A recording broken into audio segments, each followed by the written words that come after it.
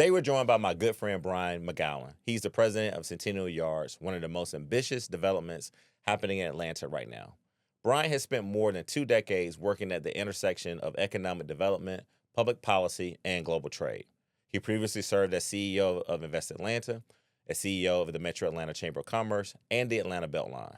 He has held leadership roles at the federal and state level, including serving as the U.S. Deputy Assistant Secretary of Commerce in the Obama administration and Deputy Secretary of Commerce in the state of California under former Governor Arnold Schwarzenegger. Now he's helping lead the transformation of downtown Atlanta through Centennial Yards. Centennial Yards is a multi-billion-dollar redevelopment project that will reshape what many Atlantans know as the Gulch. Brian McGowan, thank you so much for being here, my friend. Yeah. One of the things that's interesting about doing Tharon's Take is that I've had so many friends over the years, and you're one of them. And you may or may not remember this. We were at the Atlanta United game, and by the way, you had great seats.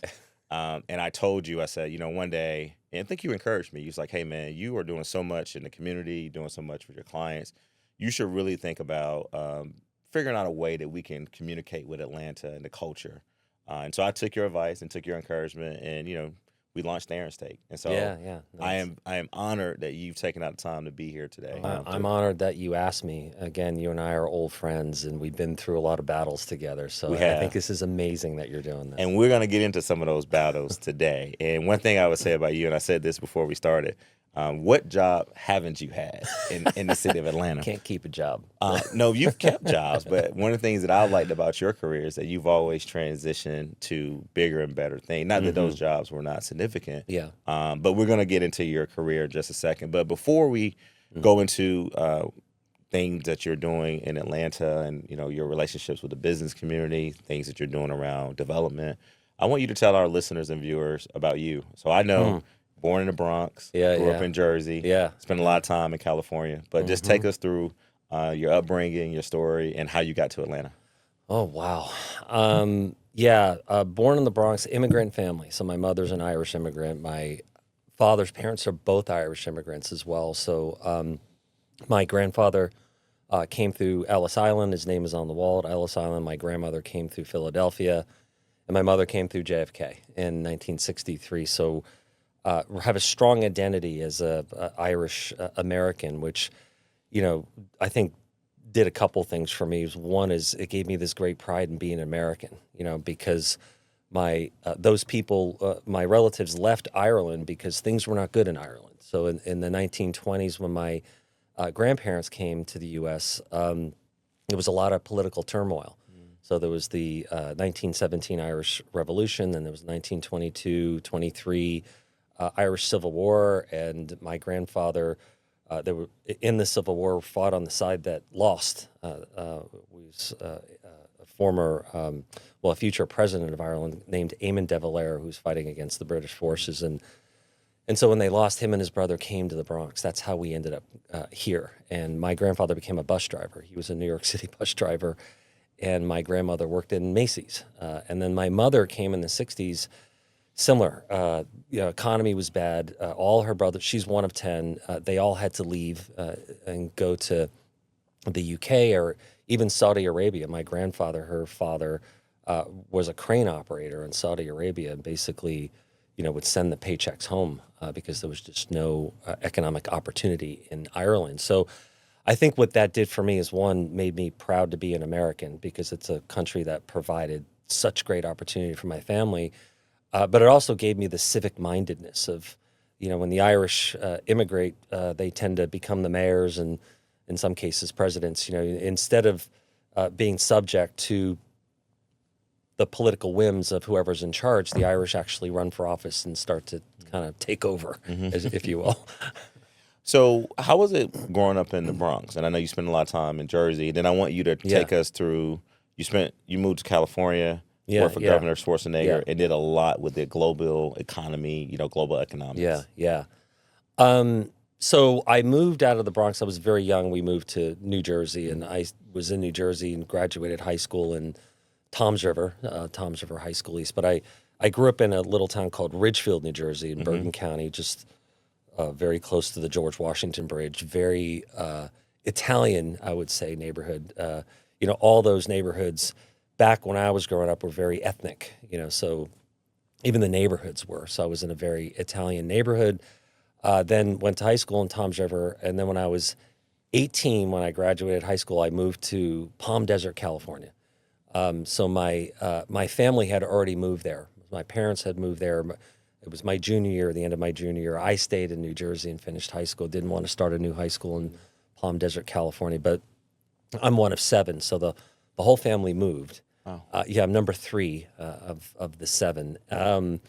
And so that was like landing on Mars for a kid from New Jersey. You land in Palm Desert, California. It's palm trees and sun and mountains and all the different things that New Jersey just didn't have. But that kind of started to, I think, open my eyes. But I wasn't college bound. I think a lot of people assume, like you probably went to college right out of high school. I did not.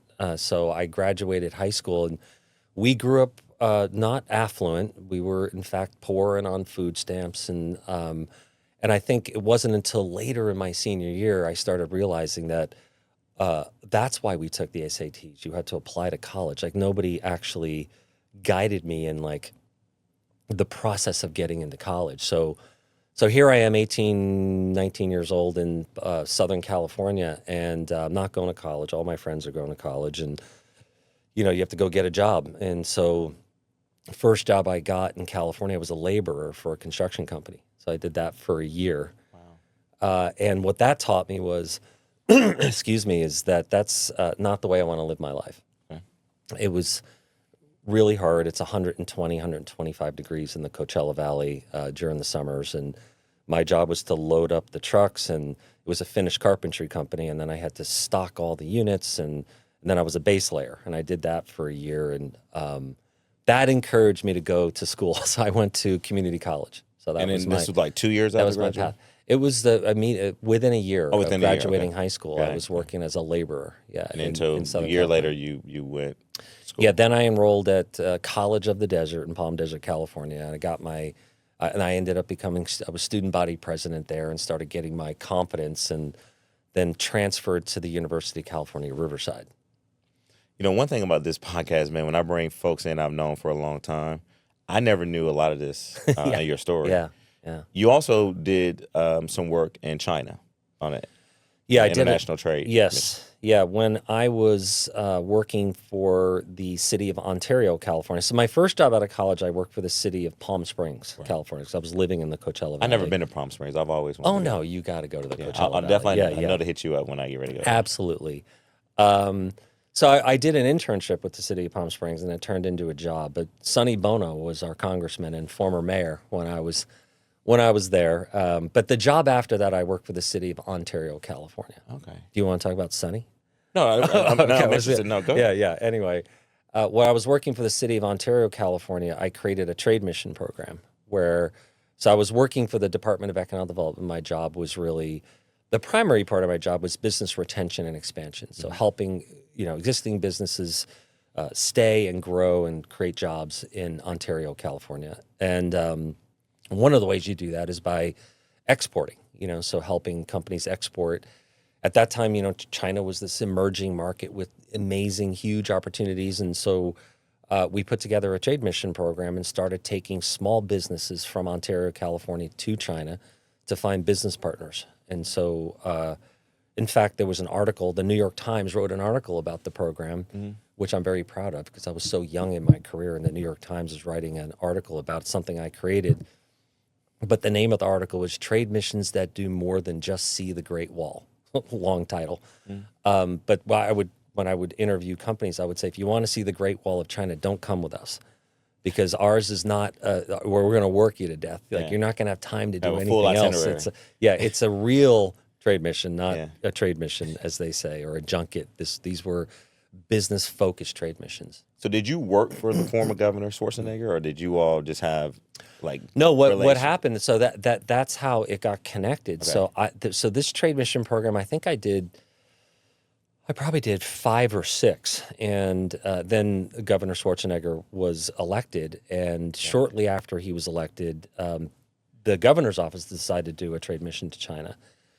And so they called the city manager I was working for and said, hey, you have a guy over there that knows how to do trade missions. Can we borrow him to support the governor's trade mission? Got it. And so the city manager said, of course. And so for about 2 months, I was working with the governor's staff to create this trade mission. And I ended up going with him.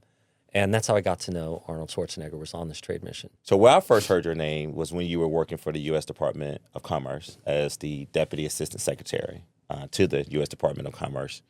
Take us through that. That was during the Obama administration. And also, I think you developed a good relationship with former Vice President and former President Joe Biden as well. Yeah, I did. So I was working for Arnold Schwarzenegger when Barack Obama got elected. So I wasn't part of the campaign. I didn't do anything. I was so focused on my job, the 5th largest economy in the world. But I was working, I was living in Southern California, working in Sacramento. So I'd fly up to Sacramento every few days and typically would stay at a hotel. The hotel was called the Citizen Hotel. It was very close to my office. And it was the inauguration, Barack Obama's inauguration. I was like, I want to go to my room and watch it on TV with no distraction. Because, at that point I was like, this guy's going to be president. I want to understand more who he is. And during that speech, he said something that really hit me hard, which was something along the lines of, and I should Google it. Do you want to grow up? Do you want your children to grow up in a world where America's no longer number one, where China's number one, or another country's number one? And me being an economic developer and a proud American, I was like, no, I don't want that. And I always figured at some point in my career I would work in Washington, D.C. And I said, this is the moment. I need to figure out how to be a presidential appointee. Had no clue how to do it. And I go back to my office, and Eloisa Clementich was working for me. Eloisa is the CEO of Invest Atlanta. And I was like, who do you know that might know somebody in the Obama administration? And she pulls out a piece of paper, and we start doing like a bubble diagram of who we know that might know somebody that might know somebody that might know somebody, and attached to the Obama administration or campaign at the time. And something worked. I met with, probably a dozen different people, and sort of gave up on it. After 8 months, didn't hear anything.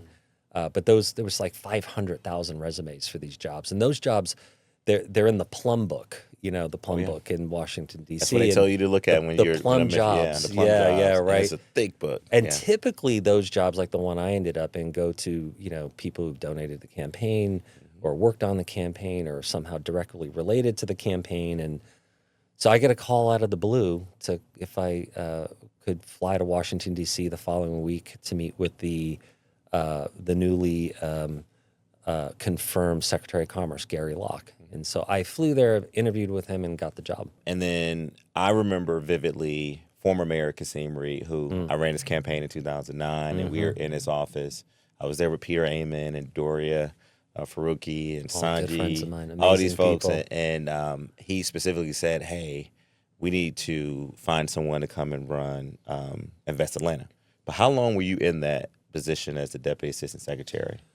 I was there for 3 years. Okay. And one of those years, I was detailed to the White House during the Deepwater Horizon oil spill. So Secretary Locke approached me and asked me an odd question, which was, the White House is looking for somebody to lead the Economic Solutions Team, the National Incident Command, to respond to the Deepwater Horizon spill. Is that something you'd be interested in doing? We would detail you to the White House. You'd come back when you're done. And I asked him, I go, well, what is that? And he said, well, I don't know, but I need an answer right now. So it was one of those things where I was like, I don't know what this is, but I said yes. I was like, sure, I'll do it. And so I ended up doing that for almost a year. I think it was 10 months.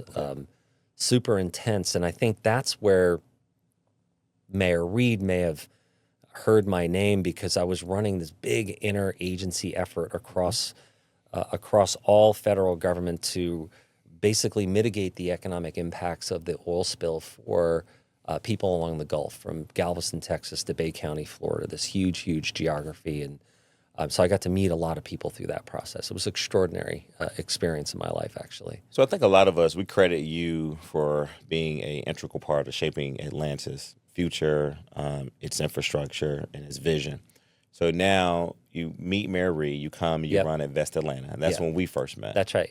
Yeah. And so tell us about that experience, and then take us through transitioning to the Beltline. Yeah, sure. And then I think you also did the Metro Chamber. Yeah, yeah. And then you yeah. left and Yeah. went to Seattle. I did. And now you've Now come I'm back. But yeah. but take our viewers and listeners through that. I'll try to do this in some sort of concise But no, but way. I think it's interesting because that's why I started the podcast off saying, like, what job haven't you had? Yeah. And it's no disrespect. It's really a compliment Yeah. because when you tell this story, you look at these positions, it's going to dovetail right into what we're going to be talking about regarding Centennial Yards.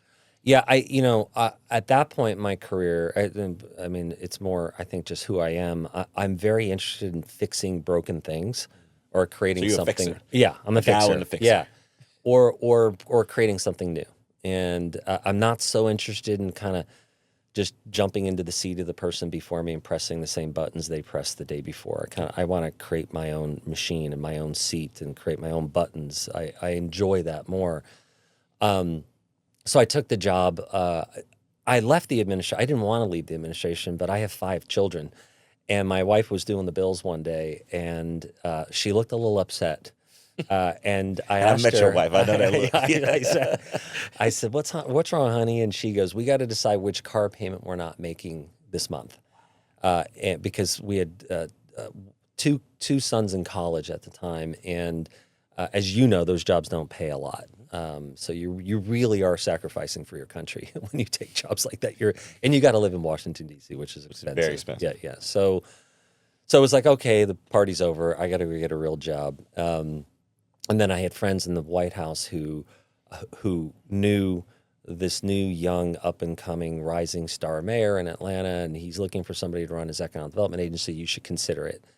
So I threw my hat in the ring and ended up interviewing and getting the job. And I think I was on the job for about probably 3 weeks when I finally got all the financial information for the organization. It was called the Atlanta Development Authority at the time. I renamed it Invest Atlanta. I'll tell you why. And I get all the information, and I'm able to kind of look at it all together. I had been asking for that information during my interview process, but I didn't get it all. And I quickly concluded it was insolvent. The organization was insolvent. And so I sent it to a couple of friends. Who was your predecessor at that time? You remember who did you succeed? Oh, I forget. I forget her name. Yeah. Who was it? I'm trying to remember. But I mean, it wasn't her fault. It was a recession that really kind of the Atlanta Development Authority had taken some loans to develop some sites for neighborhoods and couldn't pay the loans back. And so that's the definition of insolvent, when you can't pay a loan that you borrowed money on. So learned that it was insolvent. Wasn't pleased about that because I left this great job, and the chair of our finance committee specifically told me that we were not insolvent because I asked her that during my interview process. So I was a little annoyed, and later I asked her, I said, so we were insolvent. Why didn't you tell me that? She goes, well, you wouldn't have taken the job. Wow. I was like, okay. And at that point I was frustrated, but I talked to my father every single morning. I call him every morning, and I was telling him about all this, and I was so frustrated. And he goes, Brian, that's the job. The job is to fix that. Like, I came here thinking my job was to do economic development. My job was to fix the economic development agency for the city of Atlanta, and which kind of changed my mindset. So instead of being frustrated and angry and I left this great job in the Obama administration, et cetera, it became a challenge, which I like a good challenge. It was like, I'm going to fix this, and so we negotiated the debt, and, the organization just had a lack of confidence as well. Like, I remember my first week on the job, I'm walking down the hallway and I'm saying hello to people, and people would literally divert their eyes. I'd say hi and they'd look away. It was just it was like a defeated organization. They didn't believe in themselves. And so I knew we had to change the culture. And the way you change a culture is you create a new vision, mission, core values. There's probably some leadership that needs to be relieved of their duties, and we did that. And then we renamed it to Invest Atlanta because the Atlanta Development Authority had almost a negative connotation. It's also scary. I tell people the Atlanta Development Authority, or People call it the ADA, if you remember. I remember. Americans with Disability Act or American Dental Association. People weren't associating ADA with an economic development growth organization. So the mayor let me change the name. So we changed the name. We created a new logo and branding, vision, mission, core values. We moved from underground to the Georgia Pacific building, again, just to kind of give the organization some confidence. And that was one of the new state-of-the-art offices. Yeah, I mean, you guys really invested in the technology, the glass doors. Yeah, we wanted you to open it beautiful. up. No one was like siloed. I remember your office was, and kind of it wasn't secluded. Yeah. Off to the side. I mean, you guys had everyone kind of working together. It definitely felt better. Yeah, definitely. And it was, it's hard to sell a global city. We talk about Atlanta as a global city, and we're all of this and all that, and you can't do that from the offices that I had. As a matter of fact, one day we had it was an Irish delegation of elected officials, in fact, and we were at Underground. I remember they parked, and I was looking out my window. I could see them coming in, and we were right next to a police substation, and they were doing a prisoner transfer at the time. So there were all these, arrestees were lined up all along the sidewalk, handcuffed, while this Irish delegation looking to invest in Atlanta was coming into our front door. And I think that was the revelation that you can't sell a city like Atlanta from a location like that. We need a corporate location to kind of image is a big part of why companies want to invest in a place. And so we moved, and long story short, we corrected all the problems, and now Invest Atlanta is an amazing organization doing amazing things with an amazing leader. And then when did Dr. Eloisa Clementich come to Atlanta? You brought her to Atlanta with you. Yeah, so Eloisa first worked for me when I ran the Economic Development Agency for the County of San Bernardino in California. And then I went into the Schwarzenegger administration, and I hired her. Then I went to the Department of Commerce, and I pulled her there. And then when I came here, I brought her in. So she probably came about a year after I got here, probably in 2012. Well, shout out to Eloisa. We're going to have to get her on the Tharon Takes podcast. 100%. But she's the current CEO and running Invest Atlanta. Yeah. All right, so now, where do you go next? Yeah, so after the organization was fixed, I'm one of those people, I get bored quickly. It's not necessarily a good thing. But as I said earlier, the job for me was to fix it, not to run it. So once it was fixed and operating better, I kind of felt like it was time to move on and do something else. So I went to the Metro Atlanta Chamber. They had just hired a new CEO. She came from the private sector, and I had all this economic development experience. We all know the Metro Atlanta Chamber has a great economic development team. So I went in there as the executive vice president, chief operating officer, and ran the economic development team there for a couple of years. All right, then you leave there. And I left there, and I went to Denton's for a couple of years. I left out Denton's. Yeah, Denton's. Yes, I went to a law firm. We had that conversation. I'm not a lawyer. Yeah, me neither. but they had a really good non-lawyer partner structure there.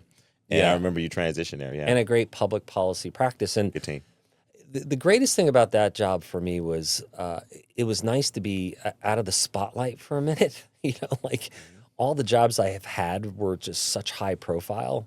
It was nice to kind of be the person behind the scenes for a minute, but that wore out after a minute, where I did miss being in the spotlight, and I did miss leading an organization and being the CEO of an organization. So I was happily in that job, though, and I get a call I was mountain biking, I remember, and I get a call from Mayor Reed. My phone rings, it says Kasim Reed. You pull off the bike and you try to catch your breath, and, hello, Mr. Mayor, and he says, would you be interested in being the CEO of the Beltline? I said, I have to make a change.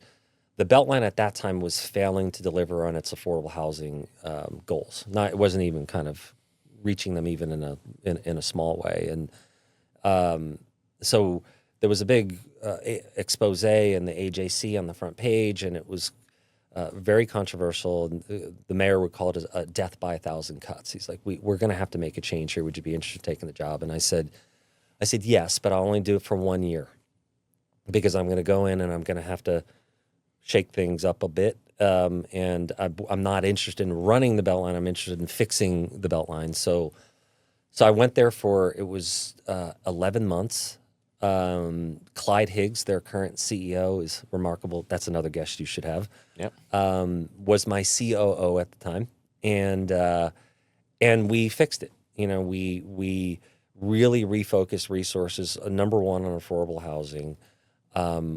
My goal was to make sure that the project was moving along fast. I think my predecessor, I don't think really had full view of these are not permanent jobs. In fact, one of my first all hands meetings at the Beltline, I reminded everybody that it's our job to work ourselves out of a job. The TADs expire. At some point, we're all going to have to move on. We build this and we move on. And I think that really shook everybody up a little bit, because I don't think people were thinking about that. I think they thought of it as a government department. It was just going to exist forever. And it was like, no, we need to move. We need to move faster. We need to be pouring concrete and doing ribbon cuttings constantly. We also needed to acquire the rest of the property to finish the loop, which hadn't been fully acquired. So that year I focused on acquiring all the available corridors, new vision, mission, core value. Again, same thing as some people probably don't fit into that new vision that I just outlined for the Beltline about we got to work ourselves out of a job. So some of those people needed to leave. We hired new people, and then I felt like my job was done. And Clyde was the perfect next leader to kind of take that whole organization to the next level. But it was at that time where I get a call from the former Secretary of Commerce, Gary Locke, who at the time was the after Commerce Secretary. He was U.S. Ambassador to China. And he called along with the governor of the state of he was the governor of the state of Washington, and there was a governor after him called her name was Christine Gregoire, and they called me and said we want to create a new economic development corporation for the Seattle region, so a brand new economic development organization. Is that something you'd be interested in? And the answer was yeah, I'd be fascinated. Like to create a brand new economic development organization for a region like Seattle, which arguably is the strongest metropolitan economy in the country. I was intrigued by that whole opportunity. So I went and did that. So created, it's called Greater Seattle Partners. It represents the entire region. And again, once it was created and solidified, I actually told them, I said, I'll give you 3 years. I signed a 3-year contract and I fulfilled my obligation and got that organization launched. So we've had Andrew Salzman on here from the Atlanta Hawks. Amazing people. We've had William Pate on from the Atlanta Convention and Visitors Bureau. And, of course, Dan Corso from the Atlanta Sports Council. All three of those individuals talk about Centennial Yards. Yeah. And we have made sure that they give you the credit where credit deserves. So now we're going to transition and talk about this amazing project. But before we start talking about the project in its current state, I want you to take our viewers and listeners back to the whole idea of what was originally called the development to do something with the Gulch. Yeah, the Gulch. The Gulch. And I remember it all started under the Reed administration. It did. Mayor Bottoms comes in. She takes it from there. And as you said earlier when we started this podcast, we have been in some battles together and we've won. But really quickly, take our listeners through what Centennial Yards, the concept, the vision, the idea, how it came about, and then take us into where we are now. Yeah, happy to. So the origin story that I share is Tony Ressler, private equity billionaire from Los Angeles, bought the Atlanta Hawks back about 11 years ago now. And Steve Koonin, the president of the Hawks, tells this story because he was there. But Tony made the decision standing in the arena to buy the Hawks. Tony walks out to the front of the arena. If you can imagine all the Atlantans, he's standing on the viaduct in front of the arena. He steps up on the running board of his SUV to take him back to his plane. He looks over the top of the SUV into the hole in the ground across the street. He turns to Steve and says, "What's that?" And Steve says, "That's the Gulch." And Tony, being from LA, says, "What's a Gulch?" And Steve says, "That's where people tailgate."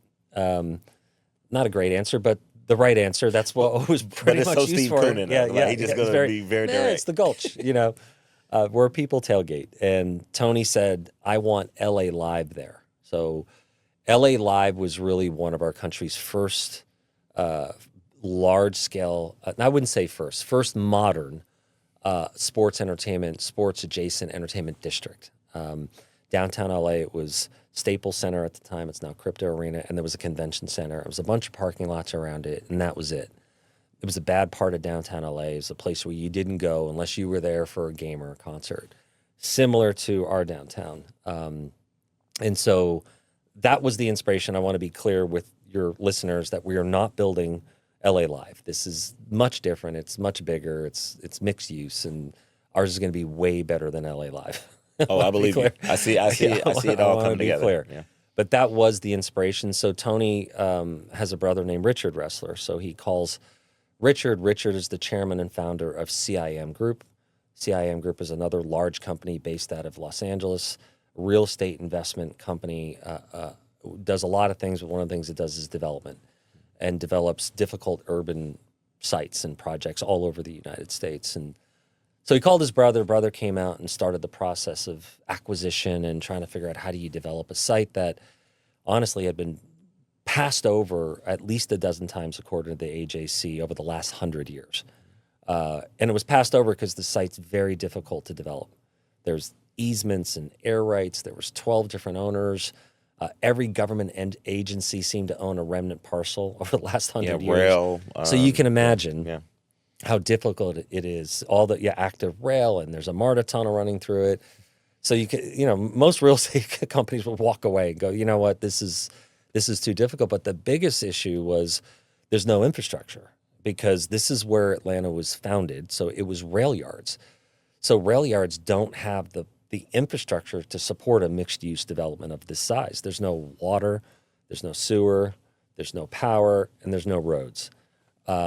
And because the rail yards, when they were there, and people know the history of Atlanta, the city built viaducts over the rail yards because downtown would have been congested and you couldn't move around. And so when the rail yards went away, the viaducts stayed in place, which are 40 feet in the air. So you have to build everything on stilts up to the level of the viaducts. So it's a very expensive type of construction. And that's why I think a lot of developers would look at it and say, we'll pass. So you say it's go time. We're going to do it. And now take us through how the state, the city, all the local municipalities, the multi-jurisdictional movement that it took with the bonds and the infrastructure and all that. And I want to be clear. I joke that I was born on third base because I got here at the end of that very difficult sausage making process. You and others were involved in lobbying because there's a state incentive. So state legislation had to be passed and the governor had to sign it. And then there's a local incentive, which is a property tax rebate that had to go through city council. It was controversial. There were lawsuits challenging it. It went up to the Georgia Supreme Court, and those lawsuits failed. And then we had to sign a development agreement with the city that was under the Bottoms administration. That's a document about this thick and very expensive document, considering how many lawyers created that document. There were a lot of lawyers who made a lot of money doing that time. Oh my God! I think every a lot of billable hours. A lot of billable hours, which, as you know, can be dragged out because of that at times. But we got it done, and it got done under the Bottoms administration. It was a very, very difficult process. I think we landed in the right place. Essentially a development agreement is a community development plan. So it's a partnership between the community about we're going to give you incentives and you're going to do these other things for us. And so some of those things are 20% of all the units we build will be affordable at 80% of area median income for 99 years. So we're going to build, and I should maybe even set up the vision for Centennial Yards. Centennial Yards is 50 acres, so it's an enormous piece of property. It's a $5 billion project. We're going to build 2,000 to 3,000 apartments, 900,000 square feet of retail, 1.2 million square feet of office, and 1,500 hotel rooms. So truly a mixed-use neighborhood, like a brand-new neighborhood. There's going to be 2,000-3,000 people, apartments. So that's 5,000 people living in this, very visible, very center stage neighborhood for Atlanta. So there were community benefits that were negotiated. One was the affordable housing. Another is we have a 38% minority female business enterprise goal. So we are the general contractor. So the buildings that are under construction right now, we've created a construction company. We're building those ourselves. So we're not just the owner, we're the builder as well, which is unusual. Typically a an owner will hire a GC, but we decided to do that ourselves. And now the project is rolling along and we're spending money. So 38% of all the money we spend are with minority female business enterprises. And we have these extraordinary stories of small businesses that typically would never have gotten an opportunity to do work on a project this large because they didn't have the right experience, they didn't have the appropriate insurance coverage, et cetera. We were able to bring in some of these smaller businesses and give them their first shot. And now they're growing. We have these amazing stories of this one contractor did some of the roofing on our buildings. He told me and my wife, he says, my wife and I own this business and we were operating it out of a closet in our apartment. And we just bought a building. We have 120 employees. So these kind of, they just got the contract to do the roofing for the National Civil Rights Museum in downtown Atlanta as well. And the reason why they were able to get that is they could say, well, we did a job for Centennial Yards. And so it gave those folks confidence that he could deliver. When do you think, what is your projected date of everything's going to be finished, the Centennial Yards? Yeah, I always tell people it depends on who you ask. I work for people who are impatient and want to move very quickly, but there's physics and concrete has to dry, is what I tell people. I would say the entire project is complete by 2032, 2033. That like the entire 50 acres is built. Now, that's any developers who are listening or watching this kind of rolling their eyes right now because that's a lot. Everything you see under complete or under construction now represents less than 25% of what we're going to build. So we're just getting started. That's the message I really want people to understand is after 10 years of nothing happening, and then now you're seeing a bunch of construction cranes and new buildings, and I noticed even when you drive down Centennial Olympic Park Drive, the view is different. Suddenly there's buildings and there's something to see, which just beginning. We're just at the initial stages of this project. What are you guys doing to make sure that with the recent announcements and the future announcements of hotels, mixed-use development, retail, restaurants, what are you doing to make sure that you are promoting and retaining the Atlanta culture? Yeah, such a great question. So we actually have a number of celebrity investors, so Usher and 2 Chainz and Quavo and Andy Young and a long list of very interesting people. I saw my boy Killer Mike down there. Killer Mike is an investor. Yeah. He listens, and I don't want him to feel like he got left out. He's amazing. But, the interesting story about Killer Mike is the first time I met him, I was with Mayor Dickens at the time, and Mike outlined it's a very complicated structure, and he knew everything about it. Mm-hmm. Like he almost knew more. I was new in this job. He knew more about it than I did. And I asked him, how do you know so much about this? He goes, I was selling it through the city council. I was down there selling it and knocking on doors and meeting with city council people and gaining votes for that project. I remember seeing him down there. It's absolutely amazing. So how's it been with Ambassador Young at the age of 93? Yeah. Being one of your top investors. And I saw you guys came together with the Phoenix Hotel opening. We opened the Phoenix Hotel. He was there. We actually took him on a tour of the Mitchell, which is another building, an apartment building we just completed on Friday. I saw the sign went up recently. Yeah, that's nice. Yeah, that building is it's 304 apartments, leasing up very well. We've leased about 120 apartments in 3 months, which is extraordinary. And also an affirmation that people do want to live in downtown Atlanta. But Andy said something to us which kind of brought us to our knees. He was in our office, which overlooks the site, and he's looking out the window, and he puts his hand on his heart like this, and I get closer to him. I'm like, oh, he's about to say something.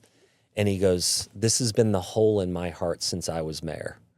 The 50-acre hole in downtown Atlanta. And Bridget Broyard and I, my colleague, we kind of looked at each other and felt the weight of the world. Like, we got to fill the hole in Andy's heart. We got to do it now. We got to go. And Bridget does great work for you. Bridget's amazing. Yeah. I have such a great team. The whole team is amazing. Like I always joke, I almost have to be careful what I tell them to do because they're going to do it. Meaning, like, you got to really think about, like, I have the head of construction, his name is Brandon Dexter, and we had to chop off a big chunk of the CNN deck. And we were pushing towards this date in order to make room for the entertainment district. And we were all out there one day, and he he was standing on the piece that we were going to chop off. It was a huge chunk. It's like a big triangular piece. And he goes, so next week, this will all be gone, he said. You know, my blood pressure went right up to the roof. I was like, wait a minute, is this really what we want to do? Like, there's such a great team, but the reason why they're so good at what they're doing is we have a lot of people that left jobs to work for Centennial Yards because of how transformational and meaningful it is. All these people can get jobs building buildings anywhere in Atlanta, but they wanted to be a part of building a community and doing something that's transformational. It's literally going to change the way people interact with Atlanta and see Atlanta as they come from all over the world to visit our great city. So one of our investors is Usher, and Usher is an active investor. He shows up, he cares a lot. We all know he loves Atlanta, and I'd argue he personifies Atlanta probably better than anybody.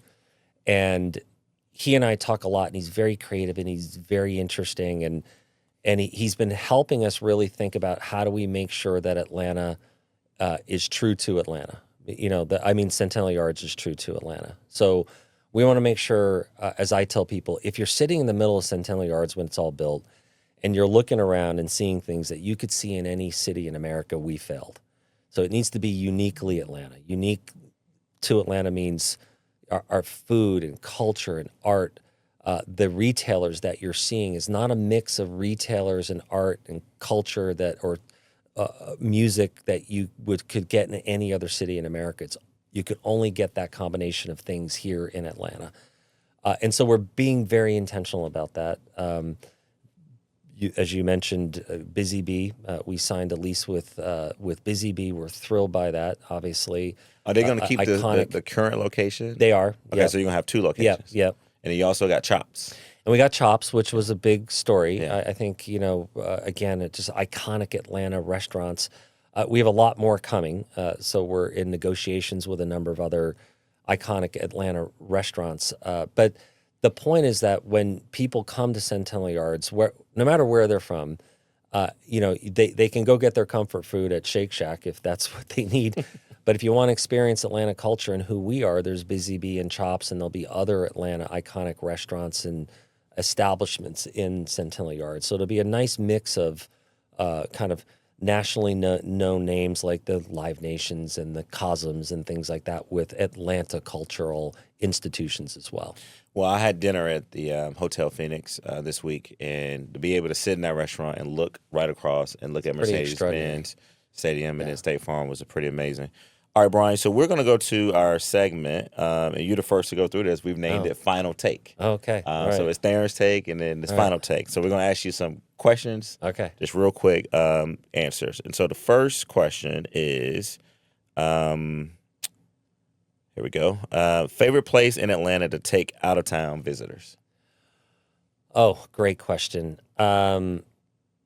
So when my mother, Irish mother, first came to Atlanta for the first time, I said, Mom, where do you want to go? And she said, Ebenezer Church. And the reason for that is that people don't, if you know Irish history, the Irish had their own civil rights issues for 800 years with the British. So there's a kinship, I think, with the Irish and the Black experience in America.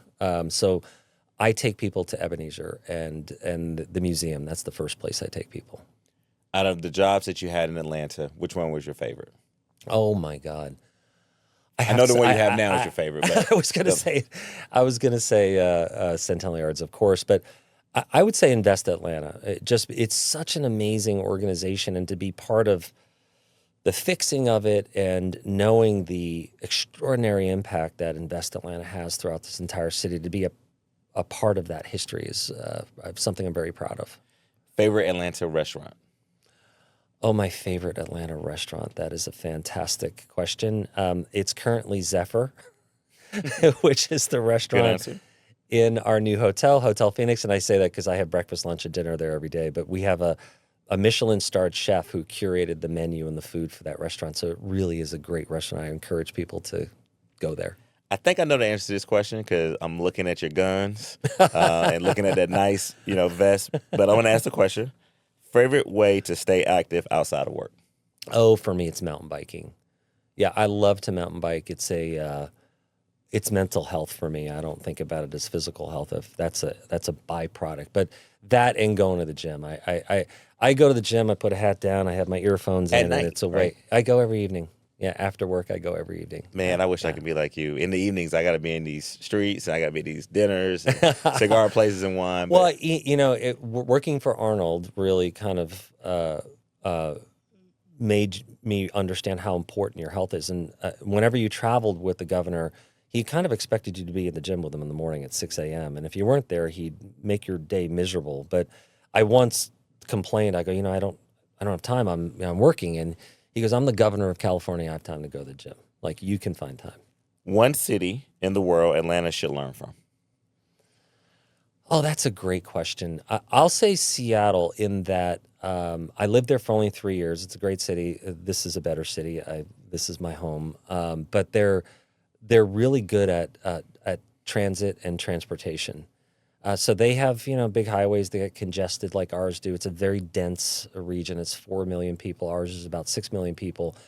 But they're building light rail everywhere, and they have BRT on all the freeways, all the highways. They have bike lanes everywhere that are fully protected bike lanes. So as our region grows, and I'm saying this as the former CEO of the Beltline, we should be thinking about transit all the time. Like, if we care about economic growth and economic inequality as we say we do, the way you solve those problems or keep our economy growing at the rate it's growing is you have to be able to move people, information, and goods.